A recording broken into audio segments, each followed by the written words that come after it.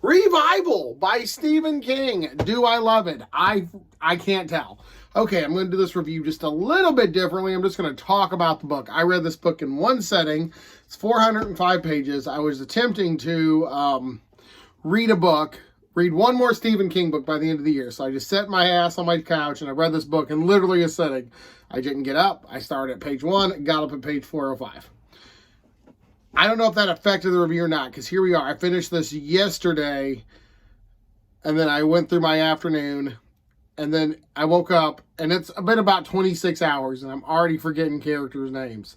Like, I don't know if it's because I rushed through it, or if it's just because the story and some of the characters were a little cardboard cutouty. But if you haven't read Revival by Stephen King, let's talk about it. Revival basically consists of a kid named Jamie, and he starts off the story very young. He's a very young kid, and he's playing with his army men, just playing with his army guys. And then the new preacher in town comes up and hangs out with him. He seems like a cool guy.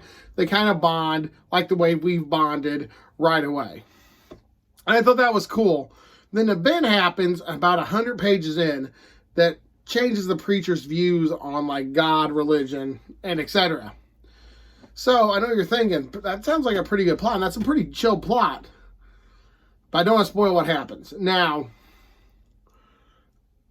after that, he sort of leaves the church, and Jamie runs into him later, and Jamie grows up, starts playing in a band, gets drugs and music and all that stuff. A little bit of Stephen King, I felt, was thrown into this, because I know King had his drug problems, and King is a big music guru.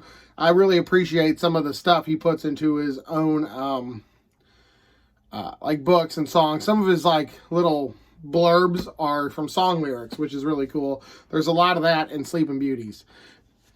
But my issue with this is I remember Jamie, and I remember Reverend Jacobs. I remember his parents, but like Jamie's bandmates, I don't recall their names.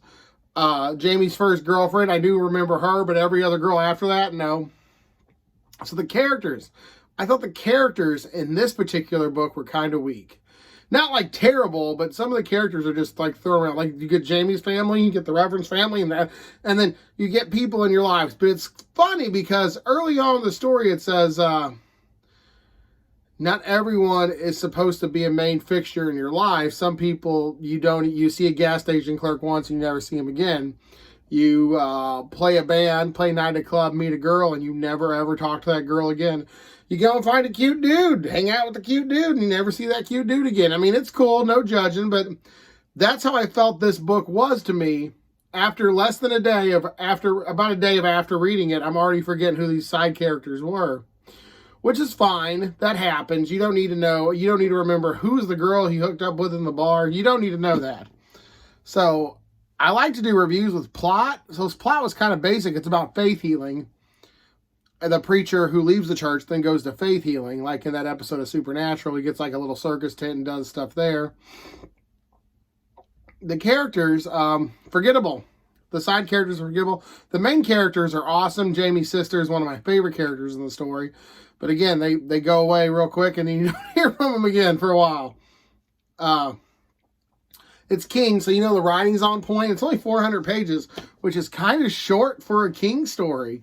Like, I'm surprised, like that's short, but that's a 400-page King novel. It's very short. I read this in one setting. How did I like the book? How was my journey with the book? Oh, it was amazing. I finished it all in one setting. I was never bored. I wouldn't say it was a page-turner, but it wasn't far from it. It was definitely, an engaging story.